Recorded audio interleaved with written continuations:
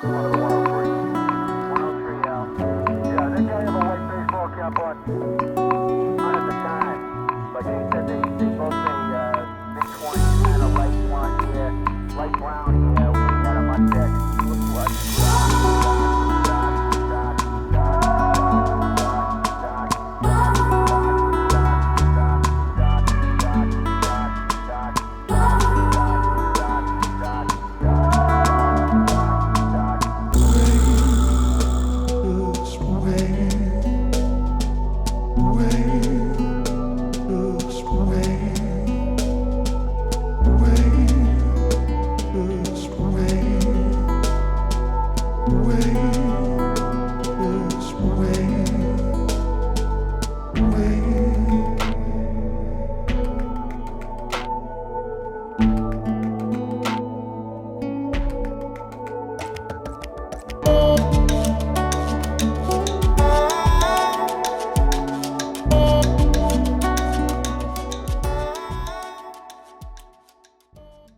Hi guys, welcome back to my channel. This is going to be kind of like a postpartum glow up vlog.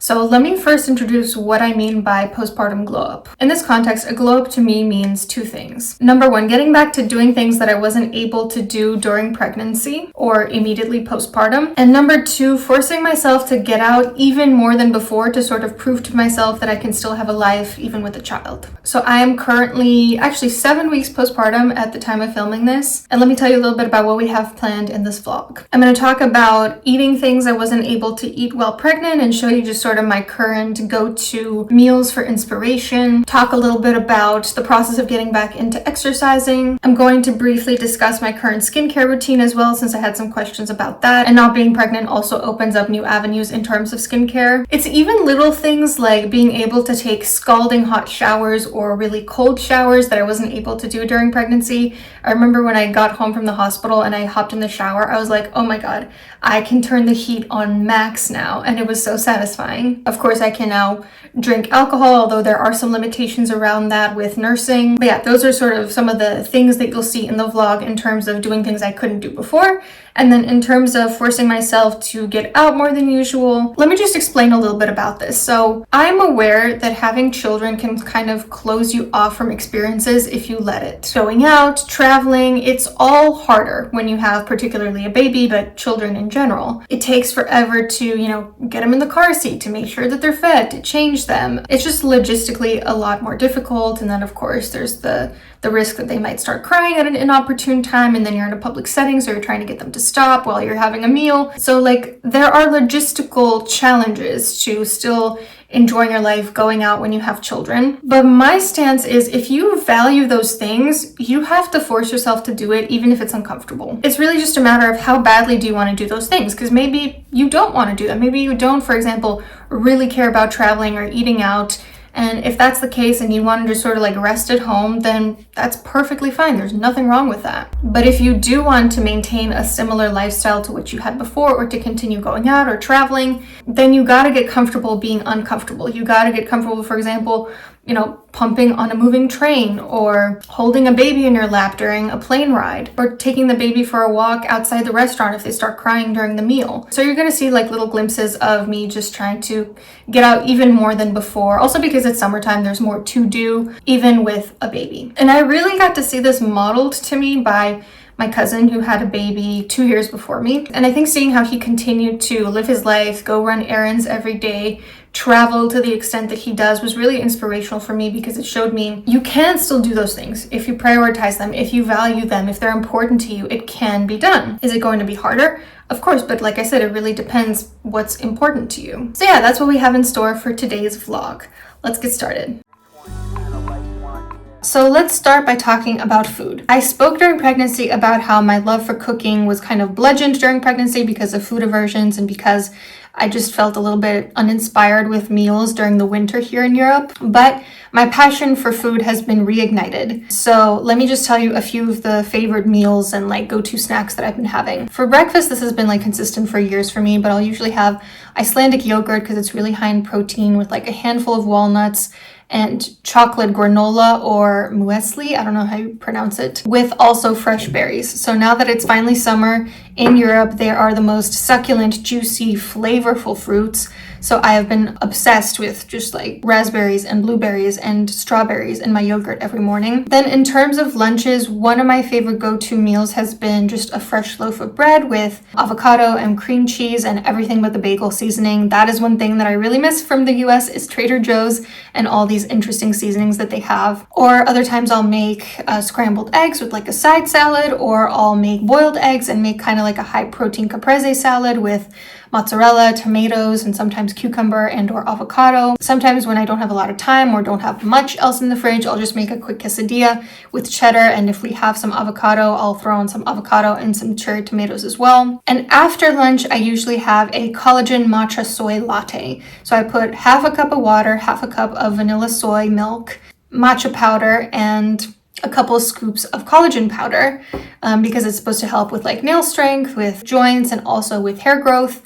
And everybody says that postpartum, around 4 months, you lose all the hair thickness that you developed during pregnancy. I personally didn't notice a big difference in my hair during pregnancy. My hair has kind of been like this since before pregnancy. And my mom also said she didn't experience postpartum hair loss, so I'm hoping that means that I don't either. But this is just something I'm doing kind of preventatively to, you know, hopefully help keep the hair loss at bay. You just got to be careful with a collagen powder because sometimes they're high in heavy metals, and that's obviously not good if you're nursing. Then in terms of dinners, one thing that we've been loving is making a salmon salad with like apple, cilantro, lime, olive oil, avocado, cucumbers, sunflower seeds, and spinach from the yard. We have been growing a few vegetables in the garden, even though it's not our forever garden. Really looking forward to seeing how they all kind of sprout towards the harvest season. And then another thing we've been loving is just like a huge platter of oysters. We each have like 9 to 15 oysters, and they're really not expensive where we live. Or we'll have like a charcuterie board with grapes, apples, different types of cheeses, crackers, fresh bread, sardines, other seafood as well, like whitefish, scallops, and the usual, you know, pasta, pizza, that kind of stuff. In terms of snacks, like I said, it is summer in Europe, so I've been having a ton of fresh fruits. So every Saturday we walk to the farmer's market in town, and I think that the fruit stand guy sees dollar signs when we walk towards him. He's probably like, oh my God, these gluttonous Americans are coming by to buy everything that I have to sell again. So I've been having a lot of cherries, apricots, peaches, mango, coconut. Tried to make a watermelon feta salad at one point, and secret ingredient for that is also from Trader Joe's. It's the chili lime flavor. If you put that on either watermelon or pineapple, you will be surprised. It's super tasty. It sounds weird, but it's good. And then also just having a lot of like coconut yogurt with dark chocolate chunks in it. We've been going out for meals quite a bit, so we usually split like a half bottle of wine. I'm still nursing, so like I said, there are some limitations around like when I have to time drinking alcohol. Raw oysters are really great because they're super high in certain vitamins and minerals that you need during pregnancy and postpartum, particularly iron. Seaweed salad is also really good for that. So I've been having a lot of that, and also a lot of like raw salmon and sushi, poke bowls. Actually, funny story, like right after my C-section, I wanted a poke bowl, and my husband ordered one for me, and then the midwife came in the room and she said, oh, you can't have that yet. You have to have like really mild foods because otherwise you might throw up. And I was like, okay, yeah, sure. And as soon as she walked out of the room, I was like, yeah, I'm not doing that. I'm eating my goddamn poke bowl. I was trying to eat it without getting too nauseous.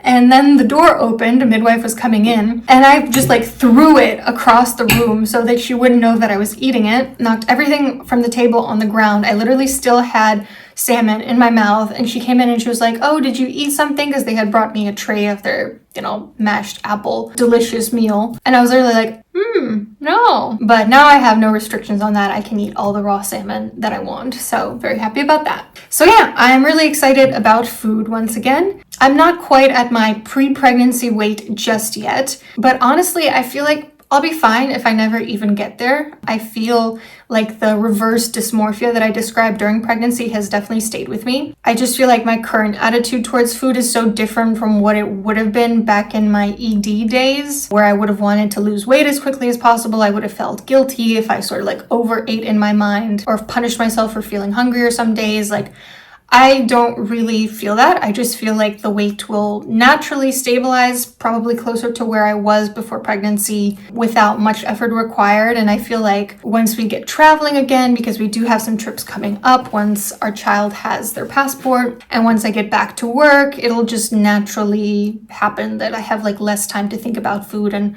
some of the weight will probably glide off. Now let me tell you about what exercise has been like.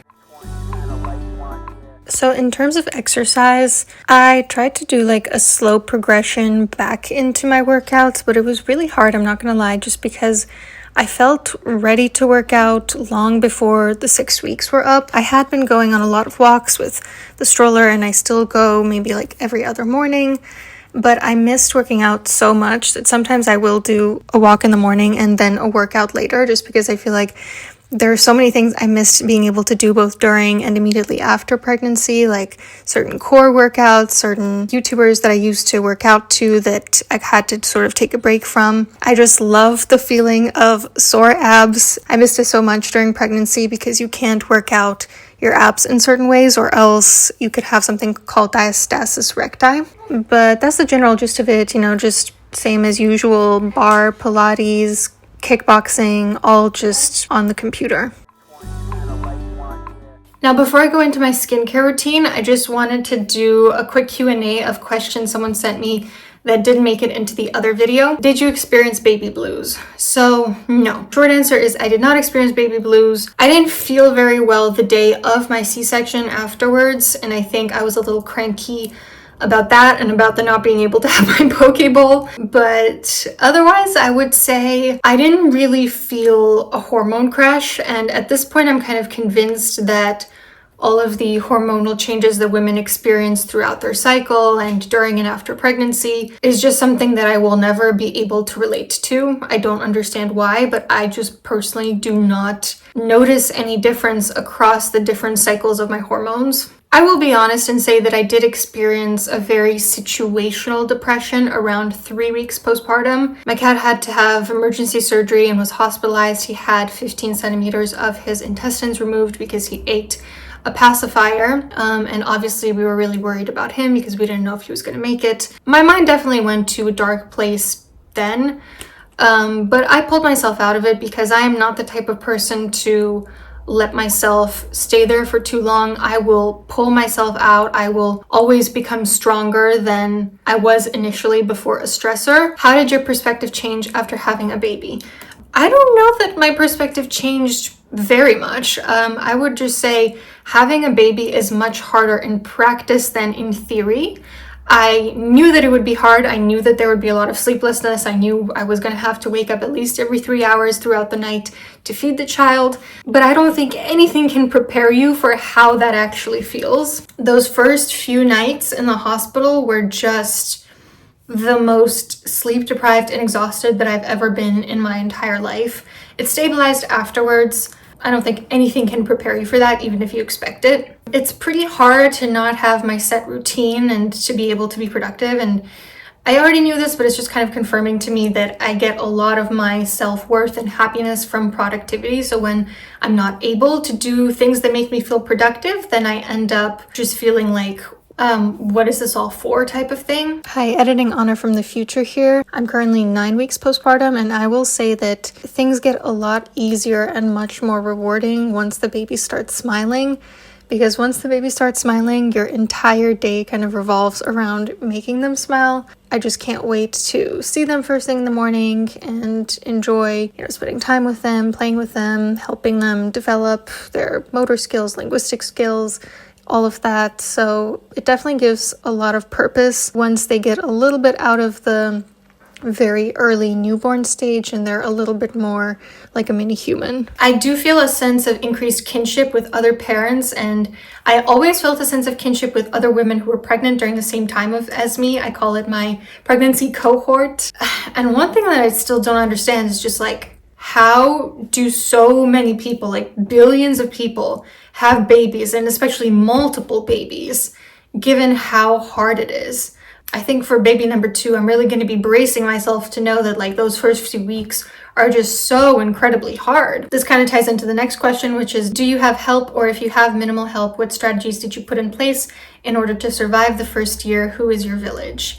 So my in-laws visited, my parents are visiting currently, my cousin and his family are visiting next. That's a great help because when family members take care of the baby, then I can, knock out a few videos, which kind of extends my maternity leave by a few weeks. My goal is to have extended it to the end of October, ideally, because that's when we have like some travel lined up. But aside from family visiting, the only strategies that we put in place are really just kind of splitting shifts during the day, during the night, and reminding myself that it's all very temporary and my happiness is not the focus right now. We just gotta take care of baby and it'll get easier and easier moving forward. Like I said, continuing to go out even more than before, trying to keep up with a very small to-do list every day, even if it is just call my grandma, practice my Italian, make some appointments or whatever else I need to do logistically. We are moving to what will hopefully be our forever home at the end of the year, and I don't think we will have any like nanny or anything until then. Once we're in our new home, we'll probably have a babysitter for like special occasions or like when we want to go out without the baby. But aside from that, I think it'll mostly still be us raising the child, and that's because we both get to work from home. And I figure, what is the point of me making money during the day in order to pay someone else to take care of the baby? I might as well just take care of the baby myself, and then the money kind of evens out. And that way it's also better because the baby forms a stronger attachment to myself and my husband. So we are mainly going to be trying to just like both work part-time and alternate shifts. Do you have mom friends?